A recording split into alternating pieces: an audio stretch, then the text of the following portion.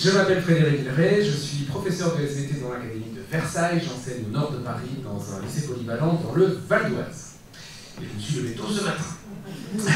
Alors, je suis ravi de participer à cette journée, surtout qu'il y a quelques années, j'ai été chargé de mission Cardi dans mon académie, donc ça me rappelle quelques souvenirs, et donc je suis ravi de participer à une journée sur l'innovation. Alors, donc, de quoi je vais parler? Alors, je suis professeur de SVT, certes, mais depuis 10 ans, je travaille, je forme autour de la question suivante, éducation et sciences cognitives. En gros, l'idée de ce que je fais aujourd'hui, c'est comment utiliser les apports de la recherche dont on dispose aujourd'hui sur le cerveau pour décliner ça en gestes concrets, pédagogiques, dans la classe. Et aujourd'hui, on va associer ça un petit peu avec l'intelligence artificielle. Alors par ailleurs, je fais un peu de recherche aussi dans le Conseil scientifique de l'éducation nationale, et je suis un cofondateur auprès de Jean-Luc Berthier de l'association Apprendre et former avec les sciences cognitives, dont je vous redonnerai le site internet pour poursuivre, si ça vous intéresse, l'exploration de cette thématique qui est les sciences co adaptées à l'éducation. Et voilà, en ce qui me concerne. Le diaporama sera évidemment fourni, donc en termes de prise de notes, tout ce qui est projeté, c'est pas la peine de vous embêter avec, prenez des notes utiles pour vous qui ne sont pas écrites.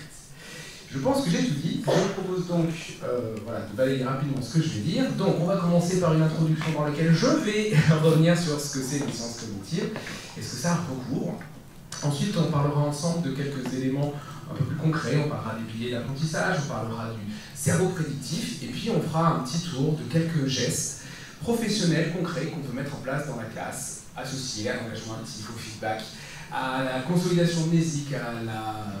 qu'est-ce que je vous ai mis, à la métacognition et à la compréhension.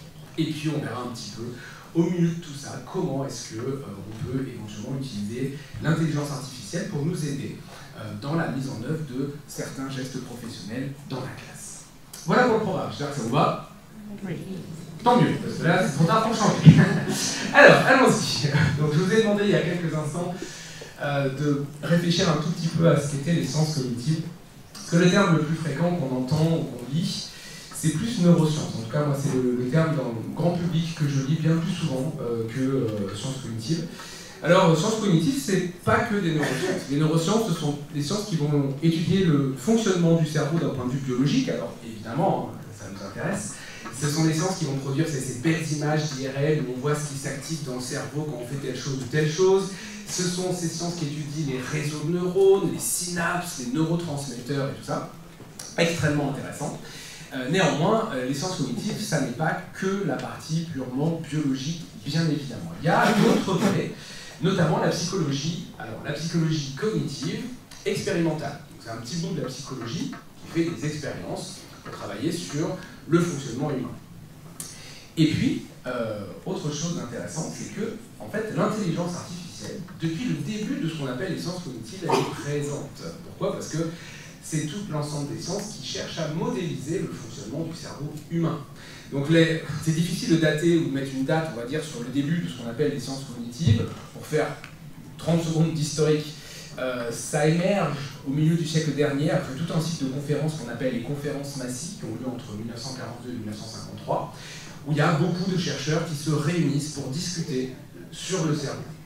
Et de là émerge un certain nombre de choses, dont le champ scientifique intelligence artificielle. Alors lui, il est daté à peu près en 1956, la première conférence dédiée à l'intelligence artificielle, et ça émerge à ce moment-là. Et donc ça fait partie depuis le début, évidemment, des sciences cognitives. Même si on parle beaucoup d'intelligence artificielle dans le grand public depuis peu de temps, en réalité, ça fait plus de 50 ans qu'il y a un champ complet dédié à l'intelligence artificielle. Le Perceptron, par exemple, 1957, c'est le premier neurone artificiel. Aujourd'hui, quand on parle de deep learning, derrière, il y a des réseaux de neurones artificiels, mais ça, c'est pas nouveau du tout. Les recherches qui ont commencé à travailler là-dessus, elles ont plus de 50, 70 ans. ELISA, 1966, l'ancêtre des chatbots d'aujourd'hui. C'est un système conversationnel, donc ça ressemble un peu à ça. Donc si vous regardez, vous allez voir, tu vois, ça ressemble un peu à ce qu'on peut faire avec du chat GPT aujourd'hui ou n'importe quel autre agent conversationnel. Sauf que derrière, c'est pas du tout le même fonctionnement. On est dans les prémices. Là, ce que ça fait, c'est que ça reprend des mots de la phrase précédente et ça questionne. Voire, ça fait que questionner de manière très large. Néanmoins, suite à ça, il y a quand même eu un truc que j'aime bien, c'est l'effet ELISA. C'est la perception qu'on a qu'on parle à un truc humain. Alors que c'est une machine, bien sûr. Alors à l'époque, c'était vraiment une machine avec des règles très simples. Mais donc ça existe là, oui, depuis très longtemps. Deep Blue, pour ceux et celles qui se rappellent, hein, le système expert qui a battu Kasparov aux échecs. Donc là, on est sur des systèmes qui vont mimer le fonctionnement d'experts. Voilà, tout ça, c'est déjà en place depuis très longtemps. Et puis, bien sûr, aujourd'hui, ce qui nous intéresse, parce que c'est grand public, c'est facilement utilisable, et il y a des solutions gratuites, c'est ce qu'on appelle les IAG, les IA, donc les intelligences artificielles génératives, qui vont pouvoir générer notamment du texte, et que nos élèves utilisent déjà énormément, hein, bien évidemment. Vraiment, en tout cas, en lycée, c'est sûr, en collège, je ne sais pas encore trop bien. Voilà, on est d'accord. Donc, ils utilisent déjà beaucoup maintenant ces agents conversationnels. Donc, mais c'était juste pour préciser que oui, ça n'est pas, l'intelligence artificielle n'est pas née il y a 3 ans, et ça fait partie du champ des sciences cognitives. À ça, on rajoutera un peu de linguistique, d'anthropologie et de philosophie de la cognition. Et les sciences co, c'est ça, c'est cet amalgame un petit peu de ces sciences-là, avec 3 champs fondamentaux: neurosciences, psychologie cognitive expérimentale et IA. Alors, quelle démarche dans les sciences cognitives? Je voulais juste faire au moins une slide sur ça parce que c'est important. Il y a une démarche scientifique lorsqu'on parle de sciences cognitives. Ça veut dire que il y a des expérimentations qui sont mises en place, qui sont en général réalisées en laboratoire, dans lesquelles on va contrôler les paramètres, avec l'idée d'être sûr qu'on va pouvoir établir un lien causal entre une intervention ou un geste pédagogique et un effet. Ce qui nous intéresse, c'est d'être sûr que quand on fait ceci, on va améliorer l'apprentissage des élèves. Évidemment, l'idée, c'est d'avoir aussi un panel suffisant et représentatif. Les expérimentations ne se font pas avec 3 ou 4 individus, bien évidemment. Il faut des panels suffisamment grands et puis représentatifs de la population. Ce qui est très important aussi, c'est d'avoir des groupes tests et des groupes contrôle. On va tester si, par exemple, boire un grand verre d'eau avant d'apprendre, c'est efficace pour mieux consolider. Donc on va avoir un groupe à qui on va faire boire un grand verre d'eau, un groupe à qui on ne va pas faire boire un grand verre d'eau, on va faire des pré-tests et des post-tests et on va essayer de déterminer si ça a un effet. Et puis on va multiplier bien sûr les études jusqu'à arriver à ce qu'on appelle des méta-analyses, c'est-à-dire des articles qui regardent si ces tendances, ces relations causales qui sont mises en évidence dans des publics, elles se retrouvent dans un grand ensemble d'articles. Et à ce moment-là, on arrive à un niveau de preuve assez élevé et on peut dire que oui, à ce moment-là, on dispose de données probantes, efficaces. Ça veut dire qu'on a déterminé que lorsqu'on fait ça, on a une plus-value sur les apprentissages. Mais vous l'avez compris, le maître mot derrière tout ça, c'est la rigueur. Je voulais faire un petit point quand même sur cet aspect-là, parce qu'aujourd'hui on entend beaucoup de choses, on lit beaucoup de choses, et puis tout n'est pas forcément vrai. Je vous conseille d'aller taper, si vous n'avez pas déjà connaissance de ça, les neuromythes. Vous trouverez plein de choses sur Internet autour de ça. Donc c'est les croyances qu'on a sur le cerveau, croyances fausses, mais qui souvent sont assez résistantes.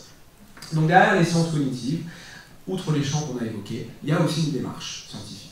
Qui fait qu'aujourd'hui, lorsque on a des gestes dits efficaces, alors attention au mot efficace, hein, ça ne veut pas dire qu'on est des profs super efficaces quand on le fait, c'est pas du tout l'idée, c'est l'idée que ça a été testé expérimentalement et qu'ils sont efficaces, ils conduisent à une plus-value d'apprentissage, c'est ça l'idée. Et ce qui nous intéresse, nous, évidemment, sur le terrain, c'est quoi ces gestes efficaces qui nous permettent d'aider les élèves à mieux réussir, et d'aider tous les élèves. Donc voilà un peu ce que c'est l'idée des Sciences Co appliquées à l'éducation. Et c'est ça que je voulais vous dire en introduction. Maintenant qu'on a dit ça, je vous propose de rentrer un peu dans le vif du sujet autour de 2 éléments. Ce qu'on appelle les piliers de l'apprentissage, c'est absolument nécessaire pour toute situation d'apprentissage. Et puis on fera un focus sur le cerveau prédictif. Alors vous connaissez peut-être déjà ça, hein, les piliers de l'apprentissage. Alors je suis très biaisé parce que comme je les connais, je les vois partout, mais peut-être que vous ne les connaissez pas encore, mais ça a été formalisé par Stanislas Dehaene, qui est un chercheur, un psychologue cognitiviste qui dirige le Conseil scientifique de l'éducation nationale et qui a posé des conditions sine qua non pour que le cerveau puisse apprendre. Alors, dedans, on va trouver quoi? Sans trop de surprise, de l'attention. C'est la porte d'entrée dans le système cognitif, donc évidemment que l'attention c'est extrêmement important. Puis on passe notre temps à dire à nos élèves soyez attentifs, ou à nos collègues ils sont pas attentifs. Donc c'est important. On sait plein de choses aujourd'hui sur le fonctionnement de l'attention, notamment ses limites. Donc c'est intéressant en geste professionnel d'avoir des connaissances sur comment ça marche, quelles sont les limites, et du coup comment les prendre en compte en classe. Ensuite, il faut que le cerveau s'engage activement. Alors, une fois qu'on a dit ça, évidemment, sinon on n'apprend pas, évidemment, mais quand même, c'est une question importante. C'est quoi qu'on fasse en classe? C'est pas tant la modalité, hein, c'est qu'est-ce que fait le cerveau. C'est-à-dire qu'on pourrait avoir tendance à dire, par exemple, il ne faut jamais faire de cours magistral, ouh, c'est pas bien. Voilà, ça dépend comment on fait le cours magistral. C'est sûr que si vous faites du magistral assis avec une voix monocorde, sans rien répéter, sans prendre aucune précaution d'usage, bon, oui, c'est pas forcément utile. Mais il y a plein de façons de rendre du magistral interactif, engageant, mais il faut le penser. De la même manière, mettre des élèves en groupe de travail ne conduit pas toujours à de l'apprentissage. Hein. Pour toutes celles et ceux qui enseignent, nous savons parfaitement que c'est pas parce qu'on les met en groupe qu'ils travaillent et qu'ils apprennent. Donc, même chose, quand on les met en groupe, quoi qu'on fasse, la question à se poser, c'est comment je rends actifs les cerveaux. Quand ils sont en groupe, en collaboration, comment on rend chacun actif. Et la question, c'est toujours celle-ci, comment on va engager le cerveau. Le cerveau doit s'engager. Quand il s'engage, il fait des erreurs, et heureusement, puisque c'est grâce à ça qu'on va apprendre. Mais il va falloir aider le cerveau en lui donnant un feedback ou un retour d'information. Pour lui dire, eh bien là, il y a une erreur. Et grâce à ça, le cerveau va apprendre. Alors c'est dans ces deux piliers qu'on a la compréhension. Hein, quand ils nous appellent pour nous dire, vous savez, je comprends rien, c'est-à-dire tous les jours, hein, enfin, les miens en tout cas tous les jours. Donc c'est ça, ils s'engagent, on fait un feedback, ça ne matche pas, ils ne comprennent pas trop bien, donc là on est vraiment sur des problèmes de compréhension.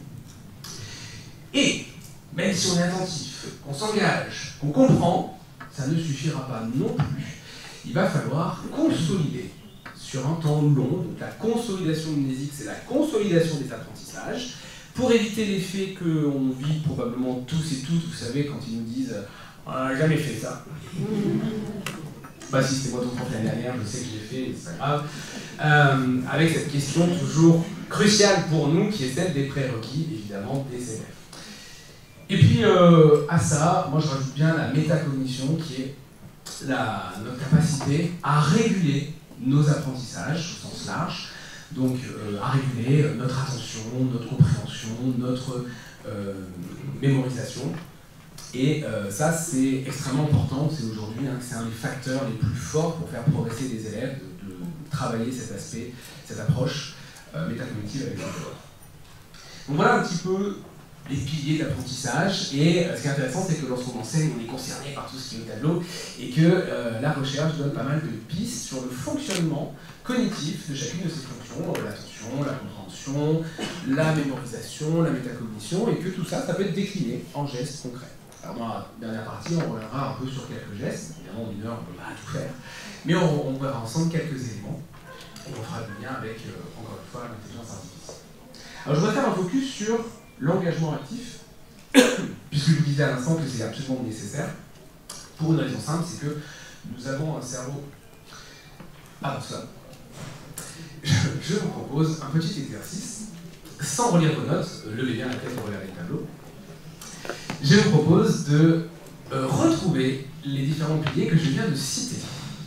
Alors, produisez-les mentalement, pas à l'oral, parce que sinon vos voisins seront empêchés de travailler, mais mentalement, pardon, je vous propose de récupérer ces piliers. Je vous laisse 20 secondes pour les retrouver sans lire vos notes.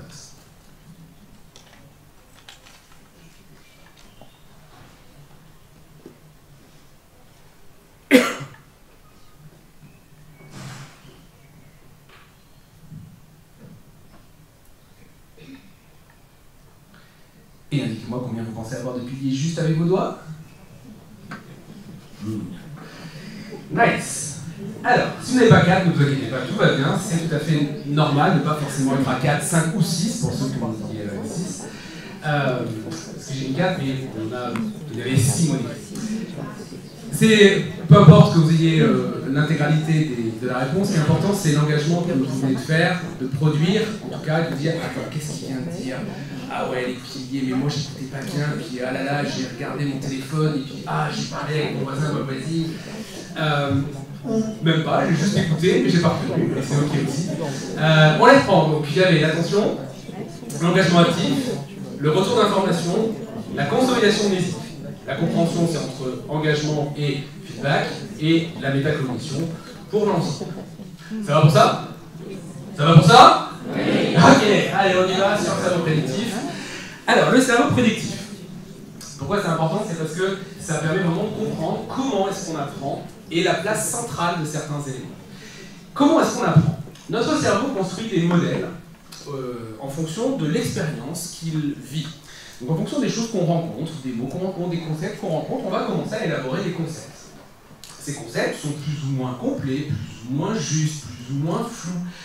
Et à moins d'avoir jamais entendu un mot, eh bien on a déjà des modèles qui s'élaborent. C'est-à-dire que par exemple le mot, moi je suis en SVT, le mot ADN, les élèves en ont souvent entendu parler dans un film quelque part, ils ne savent pas bien ce que c'est, mais il y a déjà un modèle qui s'effectue dessus. Alors, peut-être que vous n'avez pas de modèle sur les blastomycètes, si c'est la première fois que vous entendez le mot blastomycète, donc là c'est ok, il n'y a pas de modèle. Bon, maintenant il y en a un, puisque je viens de générer chez vous un petit quelque chose sur les blastomycètes. Mais bon, bref, je reviens. Donc, les modèles internes vont... C'est sur ça en fait qu'on va travailler, c'est sur ça que le cerveau, lui, va pouvoir ensuite s'engager.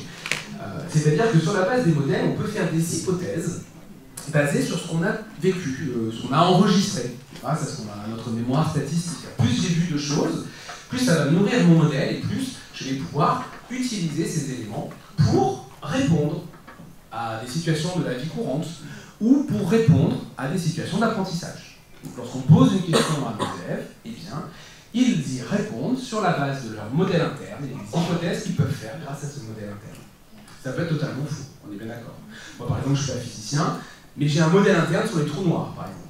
Alors le mien, le modèle interne, il est clairement nourri par la science-fiction. Et donc ça veut dire quoi? Ça veut dire que moi, on rentre dans un trou noir et hop, on est transporté à l'autre bout de la galaxie. Alors par exemple pour les physiciens et physiciennes de l'Assemblée, hein, bon. Mais c'est bon, je peux faire une hypothèse qui est celle que je viens d'émettre. Cette hypothèse, ces réponses aux questions, elles doivent être confrontées aux entrées qui viennent du monde extérieur. C'est-à-dire quelqu'un qui va me dire non, tu rentres dans un trou noir, tu meurs. Ah bon, pourquoi? Bah parce que la gravité, elle est... bon, je ne suis pas prof de physique, hein. Il y a une très grosse gravité et tu meurs. Ok, donc ça c'est une entrée qui vient du monde extérieur. Mon cerveau va comparer ma prédiction avec l'entrée du monde extérieur. Et dans cette comparaison, mon cerveau va être capable de détecter s'il n'y a pas d'erreur. C'est-à-dire on me dit, ouais c'est ça. Ah, pas d'erreur. Pas d'erreur égale fin de l'apprentissage. J'ai appris, c'est bon. S'il y a une erreur, si on me dit, bah non, tu rentres dans un trou noir, tu meurs, dans ce cas-là, grâce à cette erreur, moi je vais ajuster mon modèle interne. Et je vais donc bien enregistrer que, ok, bon, bah, on n'est pas transporté à l'autre bout de la galaxie, on rentre dans un trou noir et on meurt. Très bien. C'est comme ça que ça fonctionne, et puis avec des itérations, une fois qu'on a fait un 1, hop, on enchaîne comme ça, au fur et à mesure. Et donc c'est important parce que ça met en évidence 3 éléments. L'engagement actif, c'est ça, c'est eh bien s'engager activement, c'est produire des réponses sur la base de ces modèles. La place du feedback fondamentale, il faut qu'il y ait un feedback, sinon ça ne marche pas. Un système, on ne peut pas comparer si vous n'avez pas de feedback. Moi, si je dis qu'on est transporté à l'autre bout de la galaxie et que personne ne me dit non, bah, je n'apprends pas, on est d'accord. Et la place de l'erreur, qui est absolument fondamentale aussi. Il y a beaucoup de choses à dire sur ça, mais on voit bien que sans l'erreur, on ne peut pas apprendre. Alors, il n'y a pas évidemment beaucoup de choses autour de ça, mais ça met en évidence ces 3 éléments-là. Alors, petit point juste sur ça, c'est qu'il ne faut donc jamais séparer l'engagement et le feedback. Sinon, on est d'accord, on n'apprend pas. Ça veut dire que il faut toujours faire du feedback immédiat quand les élèves s'engagent, ou remettre en engagement si le feedback est différé. Donc, je pose une petite question pratique. Lorsqu'on fait une éval sommative, ils s'engagent, et quand est-ce qu'on fait le feedback? Alors, ceux qui le font tout de suite après, super. C'est une des pistes. Mais si on prend du temps de correction, un jour, 2 jours, une semaine, si on a fait les balles avant les vacances et qu'on apprend après, il peut s'écouler du temps. À ce moment-là, on sait tous et toutes combien arriver pour corriger une éval qui a eu lieu. Alors moi déjà la semaine d'avant, ils sont capables de me dire on a fait une éval la semaine dernière. Donc quand ils me disent ça, on sent bien que ça va être un moment chaud, vous voyez. C'est-à-dire que là, on va se battre avec 3 élèves, quoi. Hein. Pourquoi? Parce qu'en fait, ils n'ont plus en tête l'engagement. Ils n'ont plus en tête ce qu'a produit les réponses. Donc moi j'arrive avec un feedback, mais ils ne peuvent pas comparer. Donc effectivement, soit on corrige tout de suite, soit on réengage, c'est-à-dire que si j'arrive plus tard avec une éval à corriger, et bien dans ce cas-là, je précède mon temps de correction par un temps de réengagement sur évidemment des éléments que je vais viser dans ma correction. Voilà, je ferme ma parenthèse, mais garde en tête que ces 2 piliers fonctionnent toujours ensemble, évidemment. Alors sans regarder les notes, levez les yeux. et compléter le schéma mentalement. Pourquoi il y a comparaison et que représente la case de gauche et de droite? Mentalement, sans vous empêcher les voisins voisines de réfléchir.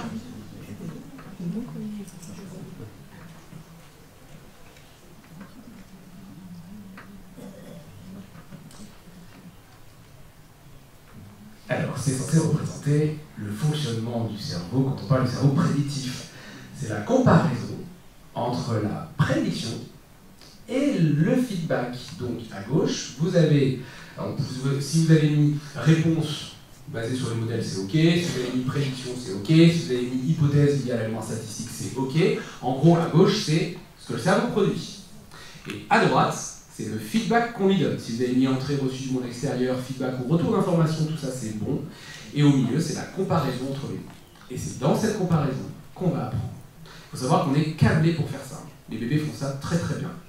Il y a des belles expériences qui montrent ça. Vous prenez un bébé, vous prenez une boîte, vous mettez 9 boules rouges dans la boîte et une boule blanche. Et vous ouvrez la boîte et vous montrez la boîte au bébé. S'il y a 9 boules rouges et une boule blanche, rien ne se passe. S'il y a une boule blanche et 9 boules rouges, le bébé fait. Ce qui est interprété par les chercheurs comme le cerveau a détecté une erreur entre la prédiction et le feedback. On est des machines à détecter les erreurs. Ce qu'on fait très bien dans les copies d'ailleurs, au passage. Oh, voilà. On peut aussi faire bien, bravo, bravo, bravo, super, génial, bravo, ouais, une erreur, bravo, bravo, super. Mais on est câblé pour les erreurs. De la même manière, hein, si vous voyez une faute sur le capot, vous allez faire ah, ça va être 34 en KS.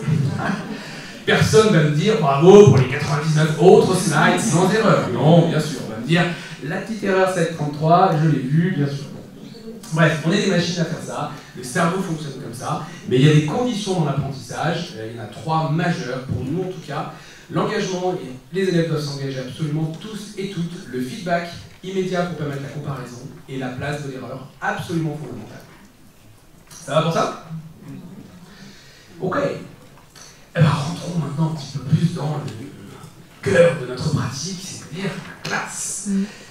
Alors, dans cette dernière partie, je vous propose de parler un peu d'engagement actif et de feedback, de consolidation mnésique, de métacognition et de compréhension.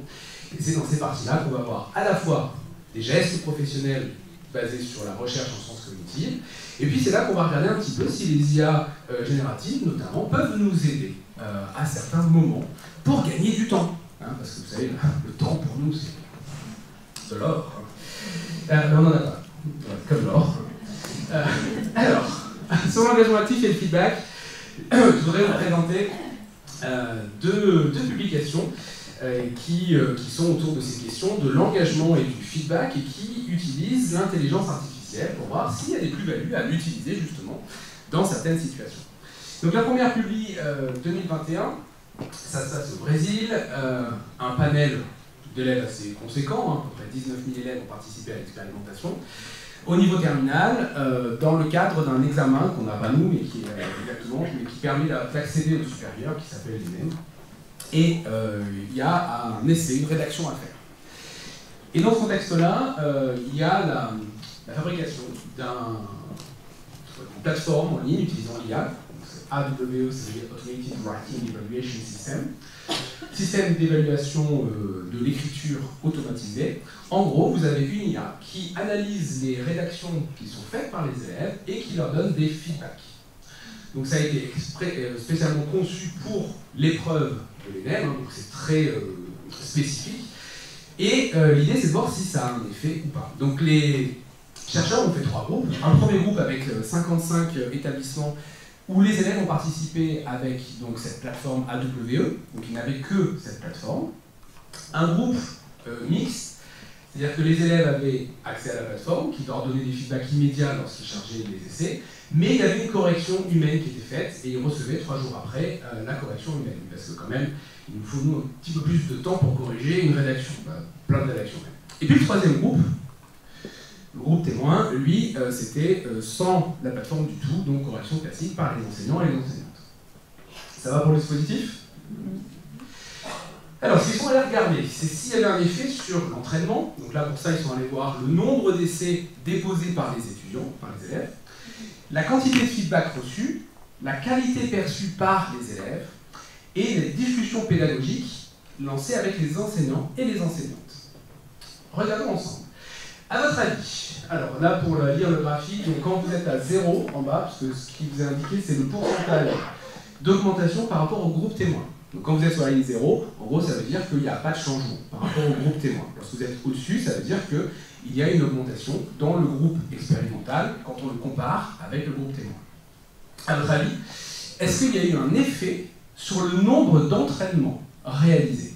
Pouce levé pour me dire oui, pouce baissé pour me dire non. Allez-y. Ok, alors, vous êtes plutôt majoritairement à penser que oui et un certain nombre à penser que non.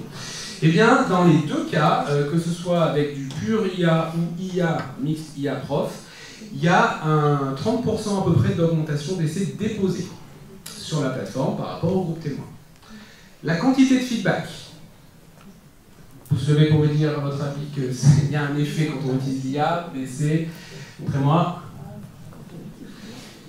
Ok, donc là, pouce levé pour tout le monde. Oui, à peu près 40%. Alors ça, c'est un peu normal, parce que si vous déposez plus d'essais, forcément, vous avez plus de feedback. Donc ça, c'est pas forcément surprenant. La qualité perçue du feedback. À votre avis? Je vois plus de main. Ah, merci pour celles et ceux qui lèvent. Bah, dites-moi ce que vous pensez. Alors là, c'est plus mitigé. Ok. Ok. Alors, eh bien, la qualité perçue du feedback, à gauche, vous avez quand c'est mixte. Il y a une perception de feedback qualitatif accrue lorsqu'il y a une correction humaine et des feedbacks humains par rapport à la machine. Puisque là, à droite, vous avez le pur AWE, c'est-à-dire les élèves qui n'avaient pas de retour humain. Et là, il n'y a pas de différence significative avec le groupe témoin. Discussion pédagogique. Est-ce que vous pensez que ça a changé quelque chose sur les échanges pédagogiques entre les élèves et les profs? Alors là, c'est du bon devant, non, oui, oui. Ah, plus oui quand même, ouais. Eh bien oui, là aussi, dans les deux cas, il y a plus d'échanges pédagogiques autour des essais lorsque la plateforme est utilisée dans le cadre des apprentissages.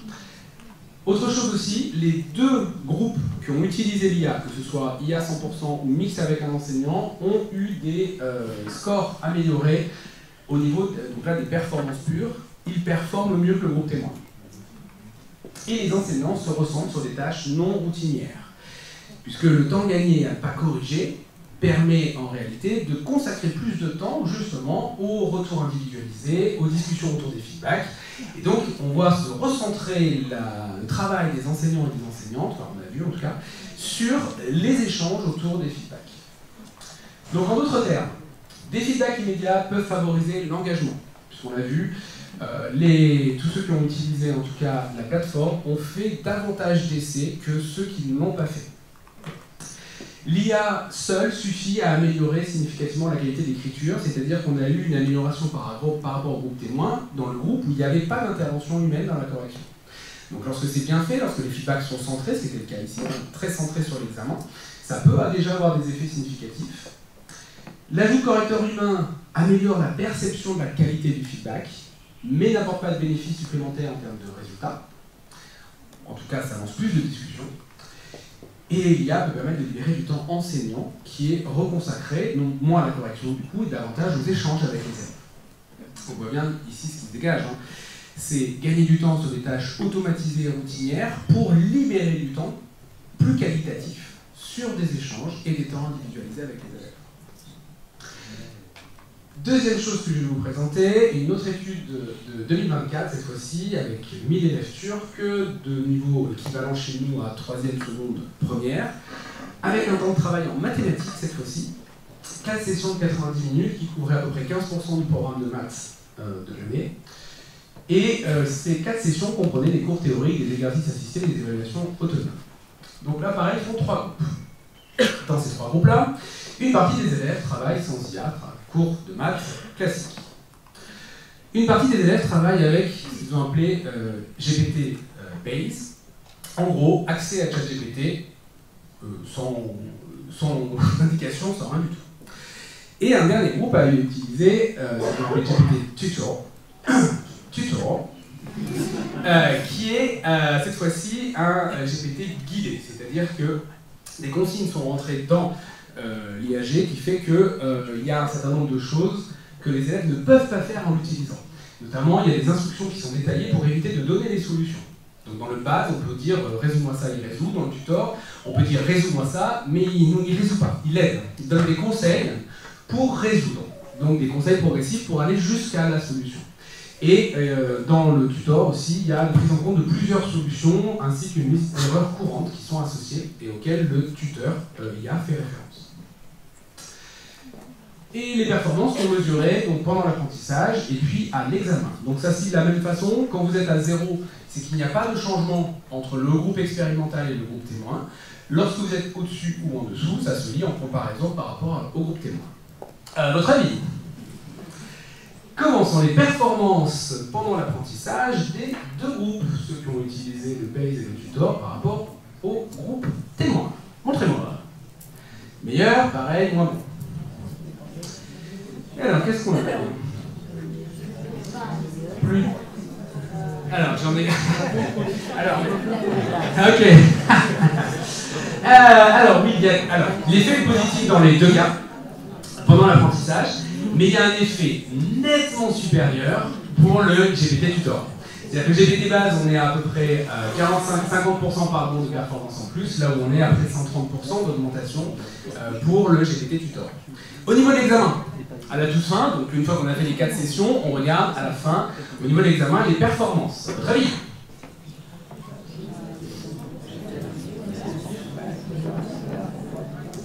Ok, alors, eh bien, ouais, alors pour le tutor, pas de différence avec le groupe témoin. Ça veut dire même performance que le groupe qui a travaillé avec un prof au lieu d'un chat GPT. En revanche, pour le groupe qui a utilisé le GPT base, les performances sont moins bonnes que le groupe témoin et que le groupe qui a utilisé GPT tutor. Et avec un effet significatif, on est à presque 20% de performance en moins. 17 de mémoire. Donc il y a un vrai effet significatif dans ce cas-là. Autre chose qui est relevée dans la publi, et qui explique pourquoi notamment il y a une différence de performance, c'est que dans le cas de GPT base, les élèves recopient ce qui est donné directement sans réflexion ni engagement. Alors que c'est beaucoup moins le cas lorsqu'ils utilisent GPT tutor, notamment parce que la deuxième version ne donne pas les solutions directement, mais accompagne pour aller les trouver.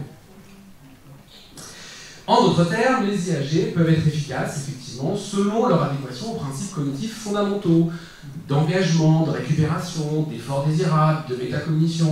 Donc on voit bien qu'il va falloir encadrer qu'un usage libre peut être contre-productif, c'est-à-dire qu'on peut avoir un effet pendant l'apprentissage parce que on copie bien, ça a l'air d'être correct, mais sur l'acquisition réelle des compétences, ça peut être détérioré. Donc il est nécessaire d'intégrer des mécanismes d'engagement actif, notamment dans les outils d'intelligence artificielle générative, comme des questionnements, de vérification de la compréhension. Ça veut dire former les élèves, parce que comme ils l'utilisent tous et toutes aujourd'hui, ils l'utilisent pas vraiment bien, donc à nous aussi de les accompagner pour qu'ils puissent intégrer dans leur propre utilisation et leur propre usage des garde-fous autour de la compréhension, de l'engagement et de la régulation de leurs apprentissages. Ça va pour ça? Ouais. Moi j'ai une question par rapport aux performances d'apprentissage. Du coup, c'est pas des performances, c'est pas de l'apprentissage, juste qu'ils ont bon quand on leur pose la question parce qu'ils ont demandé à ChatGPT. Pendant l'apprentissage? Ouais, parce que je comprends pas comment est-ce qu'il est mesuré la performance d'apprentissage juste. On a posé un exercice de maths en l'occurrence, et l'élève a donné la bonne réponse parce qu'il a demandé à ChatGPT et puis voilà. Sur la partie où il utilise que le base? Que le base ou le tutor dans la partie apprentissage. Ah oui, sur la partie apprentissage, pardon. Ah oui, d'accord. Comment ils ont mesuré sur la partie apprentissage? Pour moi, si on considère que l'apprentissage est meilleur, a priori, les performances à l'examen devraient être meilleures, puisqu'on a mieux appris. Non, non, parce que du coup, on peut se rappeler, quand c'est à l'instant T, on peut se rappeler un peu ce qui vient d'être fait, en fait. C'est-à-dire qu'il y a un effet de récupération assez rapide de ce qu'on vient de lire ou de ce qu'on vient de recopier, qui peut avoir un effet positif à l'instant T, c'est-à-dire que je viens de le recopier, je le reproduis. Ce qui fait que si je l'évalue tout de suite, ça peut être correct. Notamment parce que le base il va te donner une démarche détaillée par exemple. Là où sans aide du tout, on n'a pas le détail. Donc à l'instant T, pendant l'apprentissage, on peut voir des effets positifs. Le problème effectivement, c'est lorsque on s'éloigne de l'apprentissage, et que là du coup on est vraiment sur quelle est l'acquisition réelle, là ça va poser des problèmes, effectivement.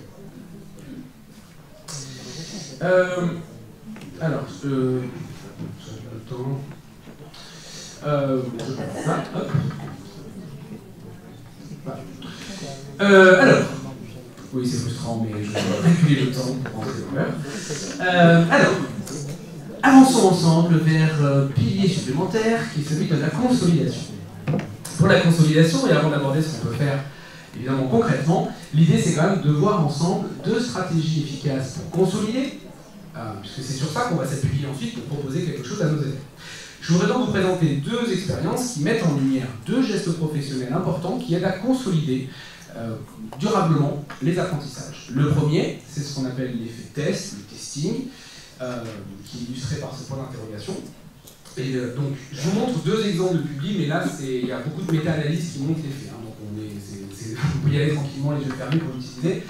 Mais voilà la publi que je vais vous présenter. Donc, on est sur des étudiants. Ils doivent mémoriser un maximum de notions portant sur des textes explicatifs. Alors, dans cette publi, c'était sur les otaries et le soleil. Et ils apprennent en 4 périodes de 7 minutes. Donc, en tout, ils apprennent combien de temps ? Non, c'est pour stimuler un peu le cerveau, oui. 28 minutes. Donc 4 périodes de 7 minutes pour un apprentissage global de 28 minutes. Il y a deux façons d'apprendre. La première, c'est en lisant ou relisant le texte. Donc c'est une période de 7 minutes où ils ont le texte sous les yeux, mais ils peuvent lire et relire autant de fois qu'ils veulent. C'est codé par la lettre S pour study. Et l'autre façon de faire, c'est de ne plus avoir le texte sous les yeux. Donc là, les chercheurs enlèvent le texte et donnent une feuille blanche avec que les titres. Les couches du soleil, la reproduction des otaries, bref, des trucs comme ça. Et il faut à ce moment-là se tester et récupérer tout ce dont on se rappelle d'avoir lu. Ça va, ça ? Alors, ils font 3 groupes. Un groupe, allez, on va dire vous là, study, study, study, study. Donc vous faites que de la lecture pendant 28 minutes. Stratégie élève classique. Je lis et je relis jusqu'au bout. En rentrant dans la classe, vous savez. Classique. Deuxième groupe au centre, vous, c'est study, study, study, test. Et pendant 21 minutes, vous lisez, et pendant 7 minutes, vous récupérez. Troisième groupe ici, vous, study, test, test, test. Donc vous lisez que 7 minutes, et pendant 21 minutes, vous récupérez. Ça va pour les oreilles ? Vous êtes tous et toutes testés à 5 minutes et à 7 jours. Alors, à votre avis, qui sont les plus performants à 5 minutes ? Tapez 1 pour les study, study, study, study. Tapez 2, montrez-moi. Hop, tapez 2 si vous êtes pour study, study, study, test. Tapez 3 si vous êtes sur study, test, test, test. Montrez-moi. Ok, alors on est sur du 2, 3 majoritairement. Eh bien, vous avez tort. Bravo à vous, les lecteurs, relecteurs. À 5 minutes, vous êtes les plus performants et les plus performantes. Et c'est significatif, vous êtes à 85% de bonnes réponses. Versus 70 là-bas. Alors, ça reste ok, 70, mais il y a quand même un écart de 15 points qui est significatif entre les deux groupes. À une semaine, qui sont les plus performants ? Yeah! Alors, on est d'accord, c'est le troisième groupe, mais regardons l'écart entre les groupes. Le groupe qui a performé le plus à 5 minutes, qui était à 85%, chute à 40%. Alors que le groupe qui était le, entre guillemets, moins performant, à 70 quand même, ne descend qu'à 60%.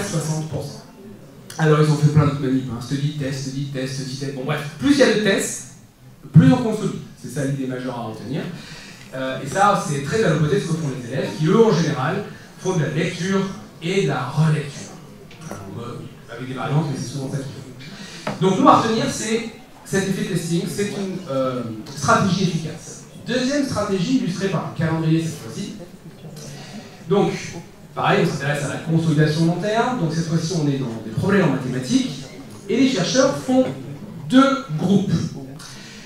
Le premier groupe, qui s'appelle les Macers, la semaine 1, S1, ils vont au labo, mais ils font rien. La semaine 2, ils vont au labo, et ils font une session d'apprentissage avec les 10 problèmes qu'ils doivent travailler. Le deuxième groupe, appelé les Spacers, la première semaine, ils vont au labo et ils font la moitié des problèmes. La semaine d'après, ils retournent au labo et ils font la deuxième moitié des problèmes. Donc si vous avez bien suivi, au bout de 15 jours, tout le monde a bien fait les mêmes 10 problèmes, soit en une séance, soit en 2 séances. Tout le monde est testé après une semaine et après un mois. Alors, à votre avis, qui sont les plus performants à une semaine? Faites un S avec vos mains si vous pensez que ce sont les spacers, ou un M avec vos mains si vous pensez que ce sont les macers. Montrez-moi. Alors, j'ai un peu de S. Il faut montrer les lettres là, les numéros ça marche pas. Ok. Alors, je vois pas mal de M et un peu de S, mais pas mal de M. Ouais. Alors, à 7 jours, les macers sont un peu plus performants que les spacers. Effectivement, alors pas de suspense, hein. On le sait des fois, on se doute bien de la projection à un mois, mais regardons l'écart. Ceux qui performaient à 75 chutent à 30, ceux qui performaient à 70 ne baissent qu'à 65. Et là c'est pareil, beaucoup de publics montrent que plus on consolide, plus on fait de sessions de consolidation, et bien plus on va effectivement rendre durable les apprentissages. Oui. Oui. C'était en anglais. C'est précisé que c'était en anglais. Oui. Qu'est-ce qui a été testé? La qualité d'anglais ou ce qu'ils ont appris par rapport à... C'était aux États-Unis, donc c'était la langue native des personnes. Ouais, c'était. Oui, merci, je l'aurais dû le préciser. Et non, c'est des Américains. Donc c'était aux États-Unis, c'était des personnes qui parlaient l'anglais nativement. Donc, en gros, pour nous, on a 2 stratégies intéressantes. Alors, quels outils? Alors là, on n'a pas besoin de numérique pour faire ça. On peut donner des tas d'outils qui vont aider les élèves à se tester. Hein. Vous avez sûrement entendu parler des flashcards, fiches mémo ou ce genre d'outils-là, qui sont des outils justement de testing, qui peuvent ressembler à ça. Il n'y a rien de modélisant, mais c'est un exemple, avec des questions, des réponses, éventuellement des indices de rappel si besoin, et puis des cases d'auto-évaluation. Vous voyez, c'est intéressant comme format parce que là, ça dit à l'élève, il y a 5 colonnes, tu vas devoir faire du test 5 fois sur des journées différentes. À chaque fois que tu te testes, tu mets un plus quand tu y arrives, un moins quand tu n'y arrives pas. Ce qui leur permet, alors vous voyez, ça permet 2 choses. 1, faire le testing. 2, faire de la consolidation espacée au moins 5 fois. Et faire aussi du suivi des apprentissages pour eux-mêmes, parce que quand ça fait plus, je sais que je sais. Quand ça fait moins, je sais que je ne sais pas. Quand ça fait plus, moins, je vois que j'apprends. Donc ça permet aussi de réguler les apprentissages. Donc ça, c'est le genre d'outil qu'on peut proposer qui s'appuie sur ces stratégies dites efficaces. Bon, bah là, on peut aussi, pour produire tout ça, on peut se faire un peu aider. Il y a notamment des outils d'IAG peuvent permettre de faire ça. En promptant, c'est assez facile. Hein, alors, je ne sais pas si vous êtes familier avec les prompts, lorsqu'on utilise ce qu'on appelle un prompt, c'est une instruction qu'on va donner à une IA type ChatGPT, Perplexity, Claude, tout ça. Donc vous devez rapidement, vous devez contextualiser, hein, donc vous le mettez dans la peau d'un expert en Sciences Co. Vous souhaitez utiliser cette expertise pour faire de la mémorisation active dans le thème suivant pour des élèves de tel niveau en France. Il faut bien contextualiser parce qu'effectivement, c'est pas forcément la même chose en France que dans notre pays. On donne les outils, donc soit un fichier joint, soit on copie-colle les informations. Alors si c'est un cours, on peut même lui demander de sélectionner les essentiels, qu'on vérifie toujours, hein, bien évidemment. Et ensuite produire une liste de flashcards, on lui demande le format qu'on veut à la sortie, par exemple un fichier Word, avec première colonne question, deuxième colonne indice de rappel, troisième colonne réponse, et puis 4 colonnes d'auto-évaluation, et ça nous sort le fichier directement, tel qu'on vient de voir juste avant. Ça, c'est si vous l'utilisez vous-même et que vous promptez. Il y a des outils qui font ça.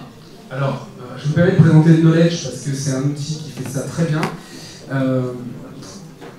Je ne sais pas si vous le connaissez, c'est un outil qui permet de transformer les cours en tout un ensemble d'outils, dont des flashcards. Donc ça fonctionne de la façon suivante. Vous chargez un document, un PDF par exemple d'un cours, et il vous sort. Il extrait le plan, le cours, la présentation, il la remet, il vous extrait un glossaire, il vous fait un résumé, il vous fait des flashcards, des exercices glissés-déposés, des QCM, des quiz, il vous met un chatbot qui utilise toutes les informations du PDF, des mots croisés, mots mêlés, ateliers de réflexion, tout ça est encapsulé et peut être envoyé aux élèves via un lien. Temps de production de l'ensemble, 4 minutes, à partir de votre PDF. Alors oui, il faut relire, évidemment, et ajuster à la marge parce que tout est modifiable, néanmoins quand même, ça fait gagner un petit peu de temps d'utiliser ce genre d'outil. Donc faut pas hésiter, on n'en a pas forcément besoin, mais c'est quand même puissant pour fabriquer des éléments qui vont nous permettre, nous, après, d'avoir du temps pour faire d'autres choses, bien évidemment. Allez, à vous, sans regarder vos notes, quelles sont les 2 stratégies efficaces qui permettent de consolider à long terme? Je Je vous laisse mentalement reformuler des stratégies efficaces qui permettent de consolider sans lire vos notes.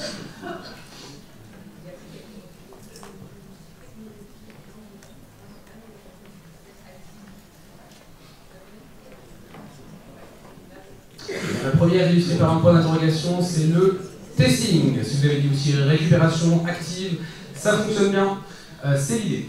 Deuxième, avec le calendrier, c'est l'espacement, la réactivation espacée, l'apprentissage espacé, en tout cas consolider un certain nombre de fois. Sans ça, malheureusement, le cerveau ne va pas mémoriser sur un temps long. Par exemple, nous sommes au mois de juin. Combien de fois avons-nous consolidé ce que nous avons enseigné en septembre? Je laisse la question en suspens. Alors, on reste bienveillant avec soi-même et il n'y a pas de jugement du tout, hein, on est d'accord, c'est compliqué, mais juste pensons que si nous n'avons jamais consolidé ce que nous avons enseigné en septembre, il n'est pas improbable qu'il ne se rappelle pas de grand-chose au mois de juin. C'est tout à fait normal. En tout cas, c'est des questions qu'on peut vraiment se poser. Allez, je vous propose qu'on avance sur la troisième petite thématique que je voulais avoir avec vous, la métacognition. Alors là, je voulais voir avec vous quelques éléments. Pour pouvoir s'auto-réguler, il y a 3 paramètres fondamentaux que les élèves doivent pouvoir activer. Ils sont représentés par les cubes et des lettres. PA, c'est pour pouvoir apprendre. Je vais revenir dessus, mais pour pouvoir vraiment apprendre, il faut pouvoir le faire. C'est quand même une condition sine qua non. Si je ne peux pas faire, je ne peux pas apprendre. PA. Ensuite, VA. À votre avis, VA. Vouloir apprendre, oui, c'est pas négligeable non plus, non, on est d'accord. Il faut que les élèves veuillent apprendre. Et puis, peut-être plus difficile à approcher, P, E, accent aigu. Oh, pouvoir s'évaluer, précisément. Être capable de s'évaluer, effectivement, c'est une condition aussi sine qua non pour auto-réguler ses activités mentales. Alors, je reviens sur chacun d'entre eux. Pouvoir apprendre, c'est avoir la capacité d'agir d'un point de vue cognitif. C'est capable de percevoir, encoder, bien sûr, raisonner, comprendre, mémoriser, mais c'est aussi avoir un niveau suffisant et les prérequis nécessaires pour pouvoir faire ce qu'on nous demande de faire. Donc là, il y a un lien direct avec un concept que vous connaissez peut-être par ailleurs, qui est la zone proximale de développement de Vygotsky, qui est, alors ça ne sort pas très bien au niveau des couleurs. Alors, la zone proximale de développement, elle apparaît en vert, donc c'est la zone où je peux faire quelque chose en étant aidé. Si je suis en deçà, c'est-à-dire que je sais faire et je n'ai pas besoin d'aide, je peux décrocher par ennui. C'est-à-dire que je maîtrise déjà. Au-delà de cette zone-là, je ne peux pas faire, même avec de l'aide. Parce que, notamment, je n'ai pas les prérequis nécessaires pour pouvoir réaliser ce qu'on me demande de faire. Donc pour nous, ça veut dire évidemment gérer les prérequis, les réenseigner quand ils ne les ont pas, pour être sûr qu'ils puissent ensuite travailler. Parfois, ça veut dire adapter les exercices ou étayer en fonction du degré initial des prérequis. C'est-à-dire qu'on va tous aller au même endroit, mais on part peut-être pas tous du même niveau selon l'acquisition des prérequis des élèves. Là, 35 élèves, 35 zones proximales de développement différentes et des prérequis variables, allant de rien du tout à un peu. J'ai entendu. Oui, admettons. De rien du tout jusqu'à j'ai tout maîtrisé, je suis hyper à l'aise, ça marche, je prends. Et donc là, parfois on est un peu coincé, donc c'est intéressant, ça peut être intéressant là d'utiliser des outils génératifs d'exercices, notamment pour nous, rapidement. Pareil, prenez cet exercice de mathématiques par exemple. Alors, je ne sais pas si vous voyez, il y a un jardin. En gros, il faut calculer la longueur AB. Donc, derrière, à gauche, je suppose, pardon. Derrière, il faut utiliser le théorème de Pythagore, puisqu'on a un triangle rectangle. Bref, pour faire ça, il y a des prérequis mathématiques. On peut très bien demander très rapidement de générer des exercices de niveaux différents en fonction des prérequis nécessaires quand les élèves ne les ont pas et qu'il faut les réactiver, vérifier qu'ils peuvent les activer de manière autonome. Donc je ne vous remets pas les débuts des prompts, mais après, voilà, on peut demander d'identifier les prérequis mathématiques pour résoudre ce problème et de produire un exercice adapté à chacun de ces prérequis. Ce qui génère en quelques secondes, il peut générer comme ça des dizaines d'exercices de difficulté croissante où il va devoir, l'élève va devoir questionner chacun des prérequis et vérifier qu'il a ou qu'il ne l'a pas. C'est très facile à produire du coup avec des IA génératives. Et là aussi c'est pareil pour nous, parfois quand il faut revoir certaines bases et aller vite, donner des documents ou des éléments que les élèves vont utiliser en autonomie, Là aussi, parfois, ça peut être utile d'aller voir ce qu'on peut avoir comme aide en termes de production d'outils. Encore une fois, il faut bien sûr toujours tout relire, c'est jamais parfois utilisé en l'état. Sur le vouloir apprendre, les élèves, évidemment, poursuivent des buts qui vont orienter la façon dont ils vont considérer les activités et les apprentissages. Il y a deux grands types de buts que les élèves vont poursuivre, des buts de performance et des buts de maîtrise. La différence est assez simple. Dans le cadre d'un but de performance, je poursuis un but de performance, je veux donc performer. Je vais donc chercher à être meilleur que les autres. Quand vous rendez une éval, c'est des élèves qui vont dire par exemple « Ah, t'as eu combien toi 15 Ah non, j'ai eu 16 ». Donc ça, c'est plutôt un indicateur que l'élève poursuit un but de performance. Dans les buts de maîtrise, on va plutôt poursuivre la maîtrise de compétences. Vous rendez une éval, l'élève va vous dire par exemple « Ah, ça y est monsieur, j'ai enfin compris les vecteurs ». Ça, par exemple, c'est plutôt un indicateur que l'élève s'est plutôt fixé un but de maîtrise. Les deux permettent d'apprendre. D'accord, je suis en train de juger qu'il y en a un qui vient et pas bien, mais les deux permettent d'apprendre. Juste que les buts de performance, ils ont des effets délétères dans certaines situations. C'est-à-dire qu'ils vont avoir des impacts négatifs sur les élèves, en particulier lorsque les élèves sont confrontés à l'échec, lorsqu'ils n'ont pas une bonne perception de leurs propres compétences, et lorsque les exercices sont considérés comme trop difficiles pour eux, hors de leur portée. Alors, tout ça pour nous, ça fait 3 leviers, parce que si on les retourne, ça nous fait 3 gestes professionnels qu'on peut activer. Hein. Mettre en réussite, aider les élèves à percevoir leurs compétences et leur proposer des tâches considérées comme accessibles. Du coup, ça m'amène à cette question qui est pour vous. Faut-il être motivé pour vouloir apprendre et réussir? Tapez 1. Ou faut-il réussir pour vouloir apprendre et se motiver? Tapez 2. Je vous laisse voter. Je savais pas qui disait 2, c'est rigolo. Ok, allez, j'ai du 2, j'ai du 1. Ah, c'est mitigé. Ok. Oui, c'est assez mitigé. Ok. Eh bien, suspense grave. Il faut réussir pour vouloir apprendre et se motiver. J'ai envie de dire, tant mieux. Parce que moi, je sais à peu près comment faire réussir mes élèves. Alors que les motiver, c'est plus compliqué. Hein. Motive-toi! Voilà. Par contre, j'ai la main sur ce que je leur propose. Donc moi, je peux adapter ce que je fais avec eux pour les mettre en réussite et les réconcilier avec une confiance en eux, une estime de soi. Parce que la réussite nourrit l'envie de se remettre dans des conditions identiques et donc de prolonger les apprentissages.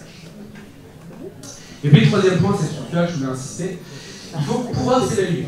Ça veut dire évaluer son activité cognitive, évidemment. Ça veut dire monitorer par les feedbacks. Alors, feedback ou retour d'information, c'est toutes les informations que le cerveau utilise pour pouvoir réguler l'action en cours. Mince, je me suis trompé. Signal qui est utilisé par le cerveau pour moduler son activité. J'ai le sentiment que tout va bien. Peut-être que c'est tout faux, mais moi mon sentiment c'est que tout va bien. Donc ça c'est utilisé par le cerveau hein, comme feedback en disant surtout ne change rien, tout va bien. Nous, hein, bien sûr, on passe notre vie avec les feedbacks hein, quand on fait. Oh, tu es sûr de toi? Voilà. Bref, quand on fait tout ça, lorsqu'on soit à l'oral, à l'écrit, des regards aussi. Hein, ça par exemple c'est utilisé par les élèves. Ça marche très bien, c'est pour eux. Donc tout ça, ils utilisent. Et puis les pairs, bien évidemment, dans un groupe, les pairs aussi donnent des feedbacks. Donc, ça c'est plutôt un peu à l'oral, mais il y a aussi tout ce qui va être outil à mettre dans les supports comme les grilles d'auto-évaluation qui vont aider les élèves à justement faire ce travail, de pouvoir s'évaluer. Donc que ce soit des feedbacks internes ou externes, tout ça, c'est du suivi de l'action que le cerveau utilise en permanence pour réguler ou pas ce qu'il est en train de faire. Et c'est souvent ça qui va construire la confiance en soi lorsque c'est positif, lorsque c'est feedback, plus je reçois de feedback interne et externe positif, plus je construis de la confiance en moi. Et inversement, plus je suis confronté à des feedbacks négatifs et plus je vais impacter négativement ma confiance. Donc ce feedback de résultat, c'est le moment où l'élève a terminé de travailler et c'est là où c'est hyper important qu'il puisse s'évaluer. Qu'est-ce qui me fait penser que j'ai atteint mon but? Comment combler l'écart entre ce que je devais faire et ce que j'ai réellement fait? Qu'est-ce qu'il me reste à mettre en place pour atteindre ce qu'il fallait faire? Qu'est-ce que je dois corriger dans ce que j'ai produit pour atteindre ce qu'il fallait faire? Ces éléments-là, ils sont extrêmement importants en termes de questionnement métacognitif pour les apprenants et les apprenantes lorsqu'on vient de produire quelque chose. Et pour pouvoir répondre à ces questions, il faut qu'on ait quelque chose qui nous permette de comparer ce qu'on a fait avec ce qu'il fallait faire. C'est là où on peut mettre des outils d'auto-évaluation, par exemple, qui vont accompagner l'élève sur qu'est-ce que j'ai fait, est-ce que j'ai fait ce qu'il fallait ou pas. Donc on peut avoir des outils de positionnement de ce type-là, hein, avec des grilles de compétences. Donc là, même si vous ne lisez pas, c'est une grille en SVT sur analyser des résultats expérimentaux. Vous avez un niveau de maîtrise en haut, vous avez un espace de positionnement de l'élève en dessous, et vous avez en bas l'espace pour écrire ce qu'il faut faire pour aller au niveau d'après. C'est en gros l'écart qu'il y avait entre ce que j'ai fait et ce qu'il fallait faire. Je ne sais pas si c'est clair l'idée. Donc le premier numéro, il était à 1 tout à gauche, et l'élève a écrit « j'ai pas compris ce que c'était un paramètre ». Maintenant j'ai compris. La deuxième fois qu'il a travaillé, il s'est positionné sur la troisième case en maîtrise satisfaisante, et il a dit j'ai bien comparé, mais par contre j'ai pas bien expliqué les résultats. Il faut que je compare la différence qui est provoquée sur le paramètre étudié. C'est l'élève qui écrit ça en fonction justement de l'outil d'auto-évaluation, et la troisième fois qu'il a travaillé, il est en maîtrise très satisfaisante, et il a écrit cette fois j'ai réussi, smiley, point d'exclamation, point d'exclamation. Donc ça c'est des outils, vous voyez, encore une fois, on n'a pas besoin de numérique pour faire ça, bien évidemment. Mais là aussi, on peut avoir de l'aide parfois pour produire des documents d'auto-évaluation qu'on peut donner en termes de support, qui se construisent de façon très simple, avec un prompt, ou pareil, on remet en contexte. Et on demande, par rapport à l'exercice, une grille d'auto-évaluation adaptée, avec une échelle de niveau, des indicateurs précis pour chaque niveau, permettant de s'auto-évaluer sans ambiguïté. On va essayer de dire, par exemple, ne dis pas bien rédigé, mais explique ce que ça veut dire bien rédigé. Donc voilà, dans le prompt, on peut aller sur ça. Et il peut générer, par exemple, par rapport à cet exercice, je t'en promptant, en une demi-seconde, il nous génère ça. Il faut toujours revoir, on est bien d'accord que c'est jamais utilisé à 100%, mais quand même, ça accélère un peu le travail, parce que là-dedans, il y a plein d'éléments qui sont quand même intéressants, qu'on peut donner à nos élèves, qui sont adaptés aux exercices qu'on leur propose. Donc là, par exemple, pour donner un ordre d'idée, il a produit ça, et je me suis dit, tiens, c'est marrant, parce que là, c'est plutôt une grille adaptée à après la correction, d'après ce qu'il y a dedans. Donc je lui ai simplement demandé de me dire d'adapter la grille pour qu'elle soit utilisable par l'élève avant la correction. Et du coup, il change la grille, et là, c'est quelque chose qui est plus utile. C'est vraiment quelque chose à utiliser avant que l'élève corrige pour s'auto-évaluer sur ce qu'il vient de produire. Voilà ce que je viens de produire. J'ai terminé mon exercice. Je prends un temps de réflexion et d'auto-analyse avec des outils qui sont qu'on peut produire nous. Hein. Encore une fois, s'il ne s'agit pas, on peut le faire, on le fait très bien. Hein. Nous, les experts de notre discipline, on fait ça très très bien. Et parfois, ça fait gagner du temps quand même. Il ne faut pas forcément s'en priver. Allez, il nous reste quelques minutes. Je vous laisse réactiver, sans relire nos notes, les 3 paramètres qui permettent de s'auto-réguler. Et pourquoi est-ce qu'il y a un R dans une clé bleue? Sans relire nos notes, je vous laisse réactiver ça. Et on va terminer dans quelques minutes.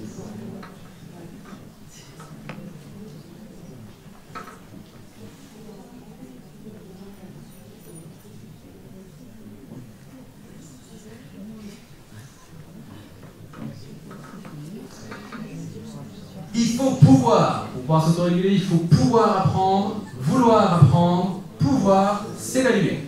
Et le R, c'est pour le feedback de résultat, ce moment de travail métacognitif quand on a terminé une activité, justement. Sur la compréhension, eh bien, je ne dirai rien ce matin, puisqu'il y a un atelier avec moi cet après-midi sur générer des exercices de compréhension pour accompagner les élèves. Donc, ouais, j'utilise, c'est mal.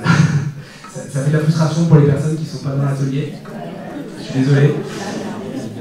Donc je passe. Voilà, je termine. Quelques éléments pour aller plus loin. Si vous le souhaitez, donc le site de l'association Apprendre et Former avec une science cognitive, science-cognitive.fr. Ce site, il faut juste créer un compte dessus, c'est gratuit. Vous avez un moteur de recherche qui vous permet de faire des recherches dans toute la banque de ressources qui est produite par l'association. Donc vous tapez se former sur l'attention et ça vous remonte tout ce qu'on a, des fiches théoriques, des webinaires, de la veille, des parcours de formation. Donc il y a beaucoup de production de ressources, très régulièrement pour tous les niveaux et toutes les thématiques qu'on a abordées avec les différents piliers. Donc n'hésitez pas. On a un réseau d'animation locale qu'on déploie dans tous les départements. Il se trouve que dans ce département, nous avons 3 animatrices. Sana Jassin qui est là. Ségolène Le Ménien, que je ne sais pas si elle est là, et Aurore Dissot. Ok. Nous, l'association, proposons aussi des webinaires de suivi des coniclasses. Vous entrez en projet autour d'une coniclasse. Une coniclasse, c'est un mot un peu compliqué qui veut dire un truc très simple. J'utilise les apports de la recherche en Sciences Po pour faire quelque chose en classe. Petitement ou pas, c'est une coniclasse. Donc quand vous avez créé votre compte gratuitement, vous pouvez déclarer une conneclass et après vous pouvez recevoir des tas d'informations et faire ces webinaires dessus. Voilà, bah, écoutez, on a terminé, je pense qu'on est bon. Juste, je voulais vous présenter cette slide parce que quand vous allez récupérer le diaporama, je vous propose d'imprimer cette slide. Vous voyez en bas, il y a 6 réactivations espacées, donc je vous propose de l'imprimer, de la plier, de la mettre dans vos affaires et régulièrement de l'activer. Vous retrouverez dessus tous les pictos qu'on a utilisés aujourd'hui qui vont vous permettre de réactiver différents piliers. Pourquoi il y a la comparaison, les stratégies de consolidation et de métacognition. Donc si vous voulez bien, est-ce que j'ai le temps d'1 minute pour que chacun réfléchisse un peu? Allez, 1 minute, quand même, sans lire vos notes, on se confronte une dernière fois au contenu notionnel de la conférence.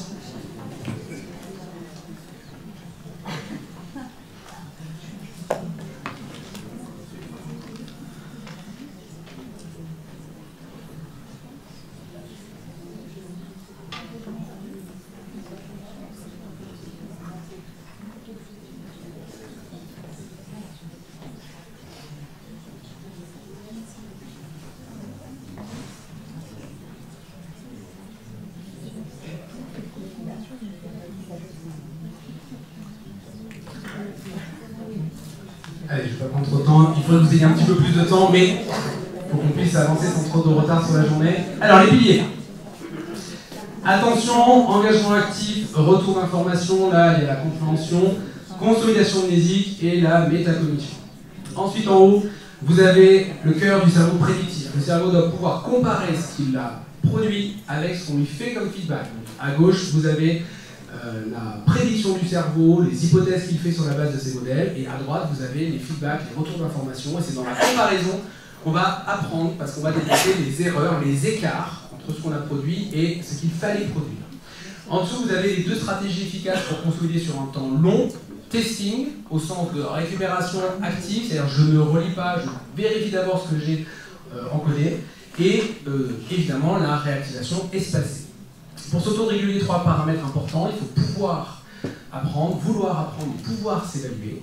Et le feedback de résultat, c'est-à-dire le moment où j'ai fini, j'ai un résultat, ce feedback que je fais moi ou pour lequel je suis accompagné, il est extrêmement important pour pouvoir corriger.